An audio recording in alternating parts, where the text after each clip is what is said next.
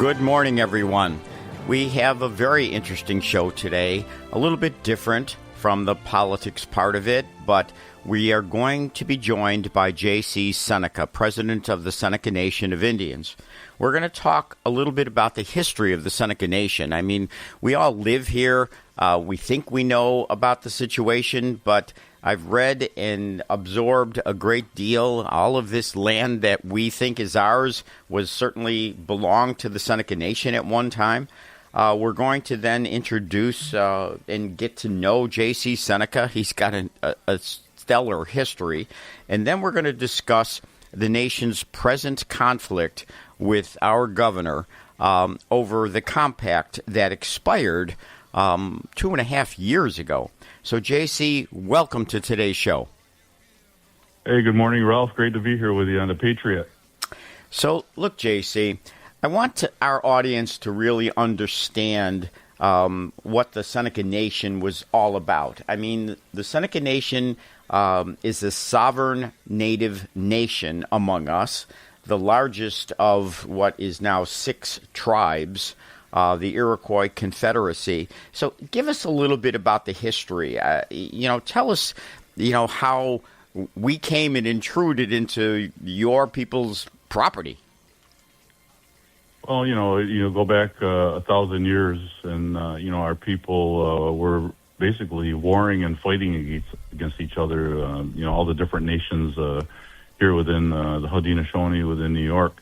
But the peacemaker traveled, had a vision and message from the Creator to come to us and help us come together as one, strengthen unity, and working together. And so he came and traveled to each of our territories, and of course, a lot of our folks back in that time, they didn't want to hear it, and so but he didn't give up. He traveled around, and one by one, each of our nations agreed that they would bury their weapons against each other and come together as a unit, as one, as the Haudenosaunee, with unity and strength and working together type of philosophy. And so that happened, and it's been in existence since then. Till modern day, even today, and so the Haudenosaunee that you mentioned is what we typically think of as the Iroquois Confederacy or the Iroquois nations, but that was the name, right? Right. And so we've known it by different names: Iroquois Confederacy, the 6 Nations. The original 5 nations, of course, the Seneca, Cayuga, Onondaga, Oneida, and the Mohawk. Mm-hmm. We were the ones that came together that 1,000 years ago, and that's the flag that you see out there with the small blocks on it and the tree in the middle. Yes, that's the peace treaty between our nations, and so that represents that time, the commitment that we had with each other, and the longevity of that relationship and the peace that we've had with each other for all those years. Wow. So then you get invaded, and what happens then in the 1700s, in the late, late 1700s? Yeah, it's certainly it was something that, our nations back then, the Algonquins, us, had to deal with the insurgents of folks coming in from Europe. And so, they wanted to come in. They just kind of set up, as they migrated in to the currently known as the United States, this area of North America, and just started setting up homes and moving westwardly. And so, a lot of things that had to be dealt with back then. And, we tried to certainly hold position. We tried to be friendly, helpful, and all those things. But again, we had lost a lot of land and, our free use and enjoyment of our land, that we had prior to that. And that's why, it's significant back in 1794 when we had negotiated a treaty with the United States to secure our lands for the Seneca Nation and the 6 Nations. And so, our lands existed, our homelands, from just the east of Rochester, westwardly, here in the western part of New York State. So that was But yeah, it was a lot of challenges. Over the time, there's numbers and numbers of events that occurred. But again, the Haudenosaunee and the Seneca Nation were very formidable people as the newly formed United States was being developed, and so they didn't want to really war with us, and so that's where we came in with a lot of different treaty agreements and those types of scenarios of sovereign to sovereign, nation to nation respect and governance. So, as I understand it, the Haudenosaunees influenced Ben Franklin, actually, in terms of how our Constitution was created based on the peace that the nations had established among themselves. Yeah, it's certainly the way the Haudenosaunee had their governments and formed and operated. Those folks like Benjamin Franklin, Thomas Jefferson, seen that and incorporated those types of concepts into the building of the Constitution and the developing of the United States of America. And so, one significant thing they talk about is the peace treaty, right? And so yes. The concept of unity, strength.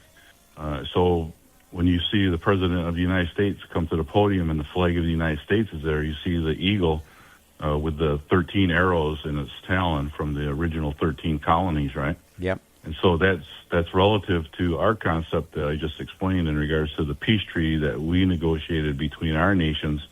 And because the concept was you take one arrow, you can break it very easily. You put 5 together, it's very strong. Yep. And so they utilized that concept, and the United States has kind of used the Haudenosaunee as a template to the development of the United States. See, I think most people don't really realize the importance, that historic importance, that historic influence. I think most people don't really realize it. So it's interesting to talk about it. And then there comes a treaty in 1794. Now, in 1794, what did that treaty actually establish? Well, it established our boundaries of our territory and recognized that we would be guaranteed the free use and enjoyment of our land, that we would be able to, continue living in peace and along, certainly the United States was evolving and developing, but that secured our land here in Western New York. And so that was very significant back then. So that was a treaty with the U.S. government, yeah. The government that was just recently established, which gave your nation essentially all of Western New York, right? Yeah, that's what our capital, if you want to call it, where a lot of our people lived at the time was, we were called Onondaga. It was the people of the Great Hill. Mm-hmm. And the Great Hill was located in Canandaigua. Yes. What's called Canandaigua today. And so that was, and that's where the treaty was signed and negotiated there with the many chiefs of the Haudenosaunee and, of course, Senecas as well. So then there's a ceremony every year. It would be great. We've been inviting folks to come, representatives of the government, but they don't seem to want to come or can't come. I know it's a busy time of year, but it's held each and every year in November, and we recognize that. We have doings there in regards to all of that, and it's a big rock that sits on a corner of in downtown Canandaigua, mm-hmm. and so yeah, it's something that still today is recognized. And General Pickering, George Washington sent to negotiate the treaty with us. His descendants, they come there and represent that Thomas Pickering there at that ceremony. So it's pretty good. It's great to have met him, and that link and that connection and that respect is still there for many people. But the treaty guaranteed on your side perpetual peace. On our side, guaranteed your sovereign land. That didn't happen.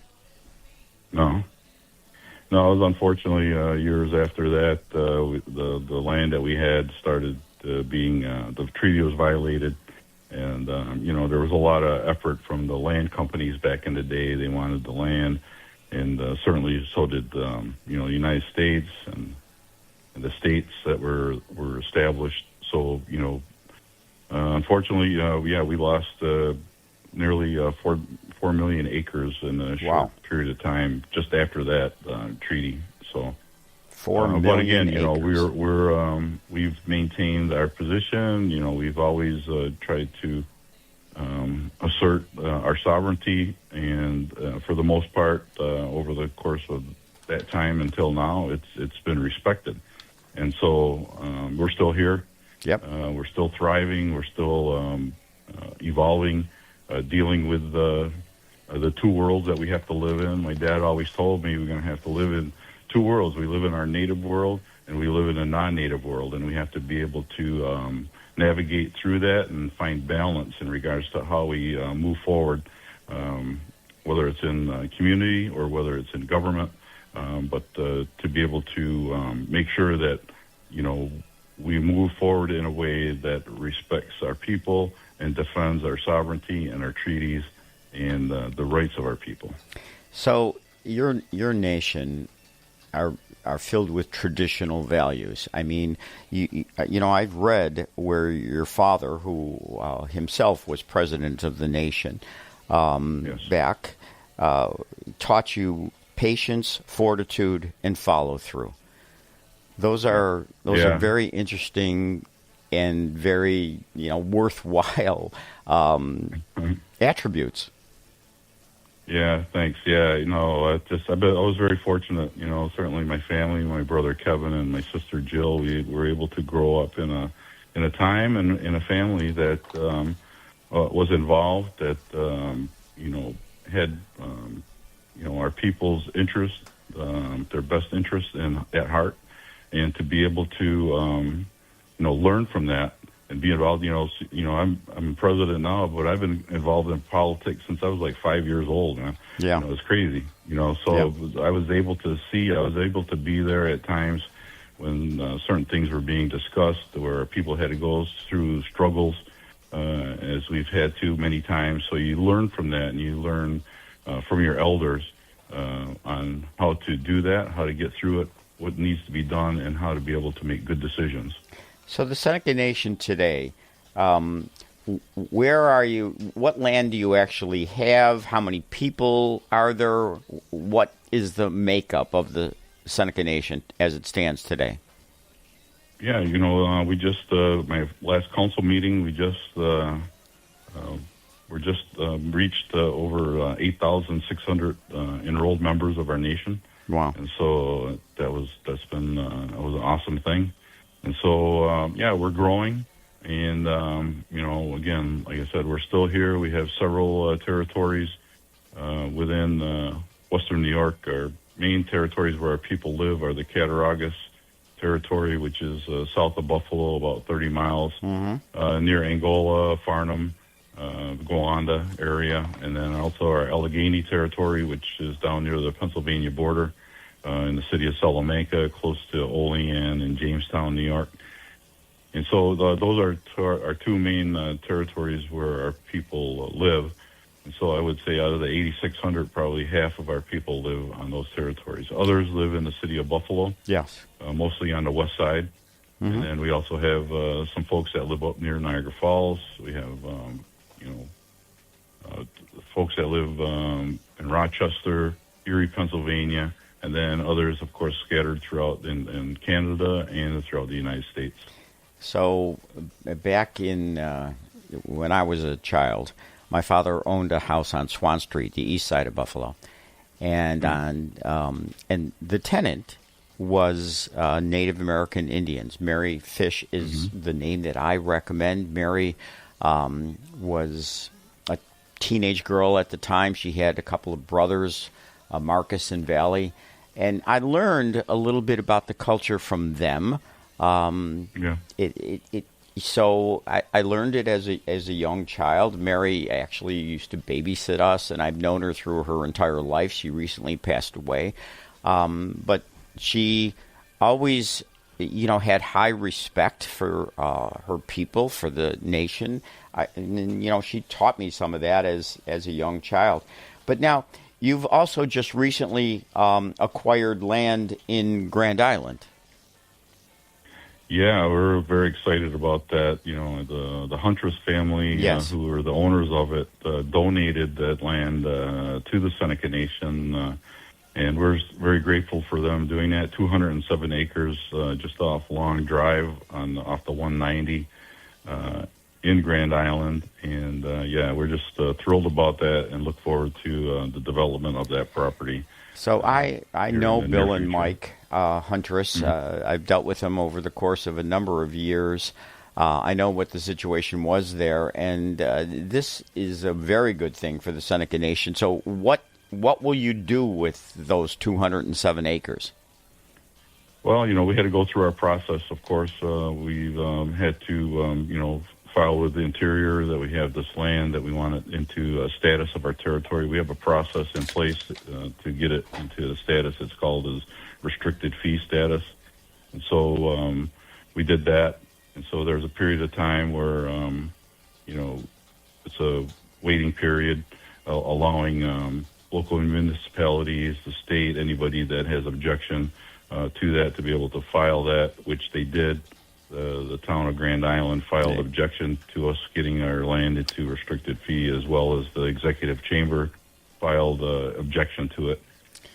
Interior looked at all of that and decided that no, Senecas have the authority and the right to do this, and that's what they're going to do. And so the Interior agreed and approved that application for restricted fee, and then it was announced that it was. And so then now that land is ours, we give it in our title, Seneca Nation land. And so then we take our first steps as well after receiving that. Now our Maps and Boundaries Department has been on site. We need to take a short break here. Hold on a second. We need to take a short break. We'll get back to this in just a couple minutes. We're here talking with J.C. Seneca, who is the president of the Seneca Nation of Indians. We've had an interesting conversation about the history of the Seneca Nation, the fact that all of Western New York at one time there was a treaty where the U.S. government agreed that all of this land that we seem to call our own would always be in the hands of the Seneca Nation, and then obviously the U.S. government, broke that treaty several times, and the Senecas were displaced to the various places that they have today.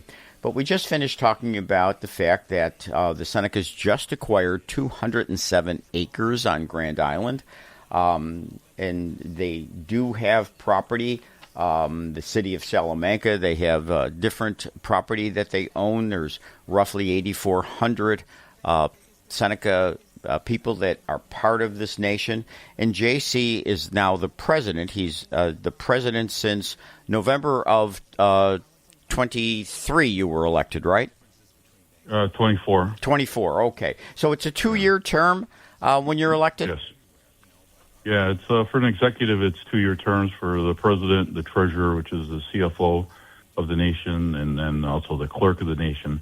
We are on 2-year terms. The council serves 4-year terms that are staggered. We have 16 members on our council, 8 from each territory. So one of the interesting things that I saw was you do not tax your people, and yet you provide school, medical, you provide a great deal of benefits. That's, an exemplary model, obviously. Yeah, well, thank you. Yeah, we're non-taxed people, and we don't tax our own people. We create revenue and, use that revenue to develop programs and to help our people with what they do, and help them get through life. And it's an important thing, and it's an important model that we maintain and that we preserve because, we always said, to tax is to destroy, and we just cannot put that on our people. So we have to make sure that we're innovative and that we're creative to be able to develop economic opportunities for our people, for jobs, and for revenue. So I want to talk a little bit about you personally now. About this is what I see happens when you come from a traditional family, when you have close-knit family, when you have the kind of background that you've had from your father, that your father taught you, what we talked about, patience, fortitude, and follow-through, and that, here you come along, and you've been involved in the Seneca Nation for quite some time. You've tell us about the positions you've held in the Seneca Nation. Yeah, it seems like yesterday, but my first elected office was in 1990. I was elected to the council and served 4 years there from 90 to 94. Stepped away for a little while. Ran for treasurer in 1998, was the executive CFO of the nation 98 to 2000. And again, you're in and out of politics a lot of times. And so 2006, there was an election. There was a vacancy on the council, and at the new president elected in 2006 was Maurice John Sr., and he reached out to me and asked me if I'd be interested in sitting on council. There's a position there, and in our Constitution, the president has the authority to appoint any vacancy someone to it. So it was a great honor for me, and certainly, President John at the time offered that. I thought about it and told him I would do it, and so that was great. And so that got me back on the council and started working, doing things that we needed to do, and then was reelected to that position in 2008 till 2012. Stayed out of government for 10 years, and then again, by the will of the people, a lot of people coming to me, wanting me back involved was important to them, and so I decided to run in 22 for council position, which I did, and then of course that ended up being also initiative to run for president in 24, which I achieved. I ran for president 1, 2, 3. That was my fourth run for president. So that's the thing. If you want something, don't give up. Just keep trying. Right? Hopefully one day you'll get it. And for me, I was able to achieve the office of president, and much gratitude and thanks to the supporters and the people that voted for me in that election. You won by 87%, I understand. Yeah, a very significant win, and just being able to do the work that's necessary. I think that I've proven myself over the course of my years involved in government and business. Well, that's another piece that can get the job done. Yeah, that's another piece I want to talk about, because you're just not into the politics of it. You started your business career, I understand, in 1987 as a young entrepreneur, and you've developed substantially to the point where you were recognized as a top 50 native business entrepreneur. You've received one of the 250 most powerful people in Western New York from Business First. So tell us now about the business part of J.C. Seneca, what you started in 1987 and how you grew that business part. Yeah, it's being able to have a vision, it's being able to, entrepreneur is somebody who's a visionary who can take advantage of an opportunity, see it, and work it to be able to find that path forward of success. And the success isn't really, to me, about money. Success is about being able to do something that can influence and help other people. To accomplish. So early on when I was in business, a lot of folks were trying to get in business, and I would help them. If they needed whatever, and people were confused about it. He said, "What are you doing? Why are you helping that person? They're your competitor." I said, "No, I want to help them succeed." And so, as business started evolving and growing on our territory, that's what I did. And, through that, I also became a business leader. I was the leader of our Commerce Association that I was involved with, a group of businesses that, of course, we were fighting against the taxation from New York State. They're trying to erode our sovereignty, encroach on our territory, all these different things. So I was the person that was selected by our business group to be able to be that chairperson of our Commerce Department and lead that fight with amongst other different business leaders as well.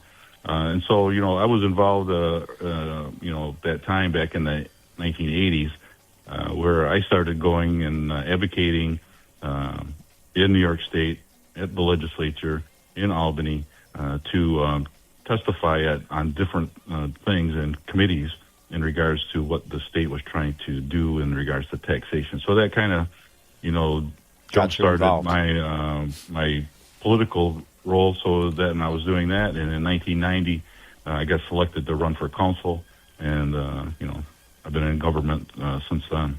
So the businesses that you own, the Native Pride Travel Plaza, substantial things that you've done. You really took your father's patience, fortitude, and follow through, and you really became a success. Yeah, it's just one of those things. You look back at time, how you start and where you're at today. It's been a great number of years to be able to do that. And yeah, patience is something that we really have to try to establish in life, whatever it may be, whether it's business, politics, family, community. You have to be able to be a good listener. You have to be able to have patience with things that you're working on, things that you want to happen. And, I think, for me to be able to, I was never really a good patient guy, but I've worked on it so many times over the years that I feel that today I'm in a really good place and in balance in life in regards to how I live, how I work, how I function, how I deal with all different aspects of life, So now it's been a blessing. So now you've become successful, both substantially successful in business. You are now the president of the nation. Let's talk a little bit about your family, about Nicole, about her role, about the SENECA Foundation that you have, about your 7 children, 5 children, natural children, 2 adopted children. You seem pretty stellar in a lot of different areas. Tell us about Nicole and the foundation. Oh, yeah, Nicole is just amazing. She's, my partner. She's my best friend and great support. Can't say enough about what she does each and every day with our family to be able to keep us all in line and moving forward. And it's just great. She's someone. Her and I became foster parents, a few years ago. And through that process, she was able to see the difficulties that people have and the children, what they have in foster care. And she started this initiative called It Takes a Tribe. And Yes. That was in 2018. Yes. And to be able to provide help to kids that are going into foster care and the families that care for them. And so, that was something that really was impactful because kids at the time weren't getting what they needed and families weren't getting what they needed. And she helped fill those gaps into that. And so, she's just done such a great job with that. And now, because of her work, certainly Seneca Nation has really stepped it up as well, and their departments are now being able to help provide and fill those gaps as well in regards to helping families in the foster care system. So she's done great. And her and I had my foundation I started 2012, the J.C. Seneca Foundation. Just the last couple of years ago, I incorporated Nicole into that, and her name is now called the Nicole and J.C. Seneca Foundation. And so we're very active in community. We do a lot of fundraising, and we always have an annual golf tournament to help raise money to be able to provide different things for children in our community. So can people outside the nation participate? How can the rest of us help the nation? What can we do? Yeah, sure. There's always avenues for folks to get involved. I've worked with the Silver Creek Kiwanis Club for 25 plus years, and then they've been involved with the Seneca Nation to be able to help and do things. They provided presents during Christmas time for our children on territory, and just being able to work together and to build those bridges to be able to help each other, and that's all it takes. And we're always willing. Certainly, I've always advocated to go into outside our native community, into the non-native community, to be helpful, to do things that we can do. And so my foundation has been all-encompassing, not just on territory, but throughout Western New York, to be able to try to find ways to help all our people. So, JC, look, what I see in you is the entire package. So, you know, you're traditional. Your father has a huge influence on you. You get into business. You keep on working, the fortitude, the follow through. You develop a strong business acumen and make it successful. You help your people through the politics part of it, involved substantially over the years in the politics part of it. And then you give back in the foundation. I mean, that is the entire package that hopefully we can all achieve to some degree throughout our lives. It's incredible. Speaking with J.C. Seneca, president of the Seneca Nation, we've learned about the history of the Seneca Nation. We've learned about how J.C. Seneca has evolved in his accomplishments. Now we're going to talk about the Gaming Compact. So the Gaming Compact was agreed to by Governor Pataki, the last Republican governor we had in the state, back in 2002, December of 2002, which allowed the Seneca Nation the exclusive right for Class 3 casinos.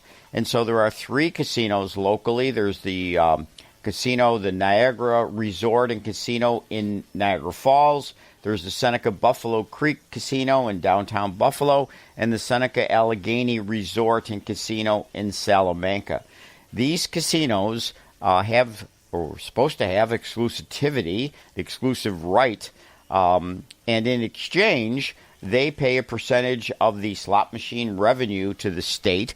And as I understand it, over $2 billion in revenues have been provided by the Seneca Nation, along with the number of people you employ, the benefits that are derived from all of the construction, from all of the workers, from all of their families.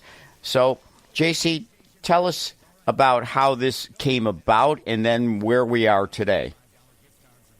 Yeah, certainly, back in the day, we started with bingo. The Cherokees and the Seminoles were doing high-stakes bingo on their territories in the southeast. And so we thought, well, we should do the same. And so we started working on that and started Seneca Bingo in Irving there. Yes. And we used to attract people from all across the eastern seaboard, from South Carolina, from Chicago, from Canada, all over would come to play bingo. And so that evolved from the 80s and the 90s. Kind of the evolving style of gaming was changing too to machines. And so that's how we got involved. And when I was treasurer in 1998, I brought forward to the council opportunity to get some Class 2 gaming machines that were out. And they agreed. They passed a resolution to bring those in. We did.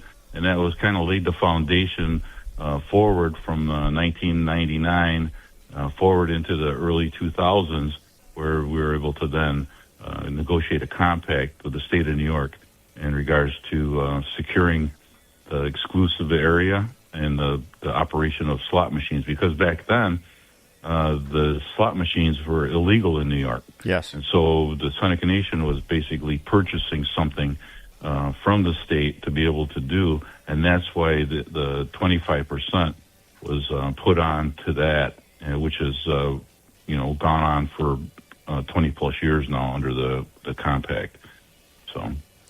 So again, you developed 3 Las Vegas style casinos. I mean, I certainly have been in them. They're pretty exclusive. It's an interesting place to go. There's a lot to be able to do and see. There's a lot of entertainment. There's a lot to accomplish. How was the Seneca Nation able to actually develop and build these 3 large casinos? Well, it started in Niagara Falls, Yeah. and like I said, be able to have a foundation of gaming, to be able to move in that direction, and leadership was able to work with Governor Pataki at the time and to come to terms and to get it moving. And so we were able to get the former convention center there in Niagara Falls as the property to establish our operation. And so we worked very quickly on that and established that and got that open and running. And then certainly, looked at the Allegheny territory as a place as well. And so we developed that, and then the Buffalo Creek territory. To be able to start on that path and to be able to create revenue, reinvest, build it to the properties that they are today. And all of them are great properties and in great locations. You got Niagara Falls, one of the wonders of the world there with the falls, downtown Buffalo, just the energy of the waterfront and everything that goes on around there. And then, of course, the country out in Salamanca, Allegheny territory is just beautiful. And you have state parks there, you have skiing in Ellicottville. There's a lot of different things to do for outdoors type activity. And so there's a little bit for each and every one of us, depending on what we want to do or what our interest is here in Western New York. And we're really proud of that. And we couldn't do it on our own. It takes a lot of folks, native, non-native, people that work for us. Certainly we employ a number of non-native people there. And our employees are the heartbeat of our nation, whether it's in our nation's government, whether it's in these casinos. And they're the ones that make sure that the job gets done, that we're able to do what we do, and to be able to create the revenue that we do. So, I look at our operations as just like that, just like as a business does. It takes the people that work it to make it successful, and certainly we appreciate that and very grateful for everybody who has had a part in it. Roughly how many people do you employ? We have around 4,000 employees right now that work in the casinos. And then, the ancillary things, too, as well, the vendors and construction and all those other ones. You're talking significant, probably around 8,000 people that have had a part in this whole, casino development type of scenario. So as I see it, it's a benefit on both sides. So obviously the Seneca Nation benefits by having, or we're supposed to have, this exclusivity. The state benefits. We benefit by the fact that you're paying a sizable portion of the revenue, $2 billion since this compact has started. So now what's gone wrong? How has the state not fulfilled its obligation?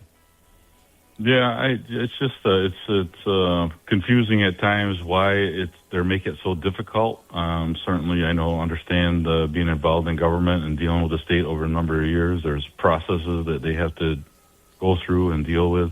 But I think in this instance, in regards to this compact, it's not that complicated. Certainly, there's a number of sections within the compact. There's probably around 20. Just under 25 sections in the compact, although it's very detailed. Mm-hmm. But a lot of those things have been talked about over the number of years, and so they're in place. Minor changes to things, but the significant things that need to talk about in regards to the key elements of the compact is something that the governor needs to be involved with. She's I guess, pushed it off on her team to be able to do that, and they're not decision makers.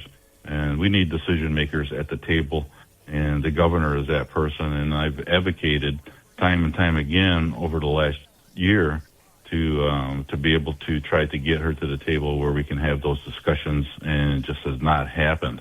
And I don't know why, but that's the way it is, and we have to be able to try to navigate through those situations and try to be able to get the job done. And that's what it's going to take. When Governor Pataki and the nation were negotiating things, and they met the time where it needed for decision makers. I talked to former President Cyrus Schindler, and that's what he said. He says once he and the governor sat down to the table, they were able to resolve things in quick fashion and get things done and get that compact done. And I believe, I think he was right. We need to do that now, and that's one thing. His advice to me early on as president, and unfortunately he's passed now, but I still hold that advice close to me, because I really believe that to get it done, the governor and myself have to be able to sit at the table and work these things out and get it done. There was a big article in the Buffalo News a couple days ago about your frustration about the unanswered calls, the number of times you've tried to get this thing resolved, the number of times you've tried to have this face-to-face type of meeting with the governor so that you do have decision makers in the room. Why does that fail, do you think? Yeah, geez, I don't know. She's, only she can answer that, I guess. But from my perspective, I can see her. She comes into Western New York a number of times. Yes. Actually even lives there.